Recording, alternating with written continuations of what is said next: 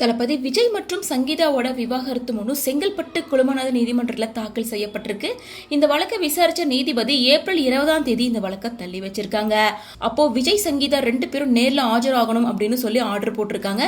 இந்த நிலையில தளபதி விஜய் அண்ட் த்ரிஷா 2 பேருமே ஏஜஸ் ஃபேமிலி வெட்டிங்ல கப்பிள்ஸா வந்து கலந்துக்கிட்டாங்க. ஒரே மாதிரி ட்ரெஸ் போட்டிருக்காங்க, ஒரே கார்ல ஏறி போயிருக்காங்க அப்படின்னு சொல்லிட்டு மிகப்பெரிய சர்ச்சையா வெடிக்க ஆரம்பிச்சிருச்சு. பலருமே இது சம்பந்தப்பட்ட ஒப்பீனியனை ஷேர் பண்ண ஆரம்பிச்சுட்டாங்க. ஸோ இப்படிப்பட்ட சூழ்நிலையில தான் விஜயோட மனைவியான சங்கீதா விஜய் அவர்கள் புதுசாக ஒரு மனு தாக்கலை பண்ணியிருக்காங்க. அந்த மனு தாக்கல்ல அவங்க சொல்லியிருக்கிற விஷயங்கள் பலருக்கும் அதிர்ச்சியை ஏற்படுத்தியிருக்கு. அது மட்டும் இல்லாமல் மகளிர் தின சார்பாக அரேஞ்ச் பண்ண மீட்டிங்கில் கூட எனக்கு நிறைய பிரச்சனை ரீசெண்டாக வந்துட்டு இருக்கு. அது எல்லாத்துக்கும் நீங்கள் பதிலடி கொடுத்துட்டு இருக்கீங்க. அதனால நீங்கள் ரொம்ப ஹர்ட் ஆகுறீங்கன்றதை நான் பார்த்துக்கிட்டு தான் இருக்கேன்.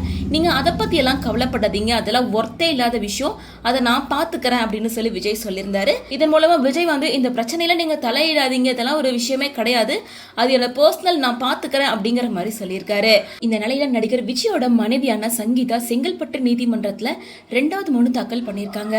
அதுல எங்களுக்கு ஏற்பட்ட கருத்து வேறுபாடு காரணமா எங்க திருமணத்தை ரத்து செய்யணும், பரஸ்பர சம்மதத்தோட பிரிய மேற்கொண்ட முயற்சிகள் தோல்வி அடைந்ததால தற்போது நீதிமன்றத்தை நாடி இருக்கேன்.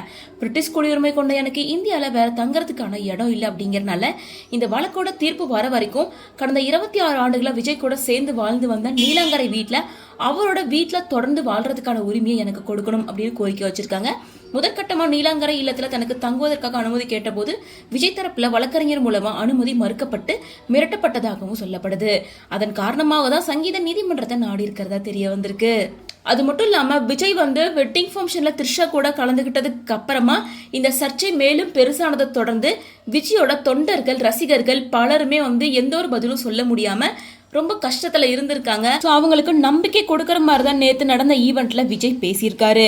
இருந்தாலுமே விஜய் வந்து த்ரிஷாவை கூட்டிட்டு வந்ததை தவிர்த்திருக்கலாம். இது அவரோட அரசியல் வாழ்க்கைக்கு ப்ராப்ளமா வரதுக்கான வாய்ப்பு இருக்கு.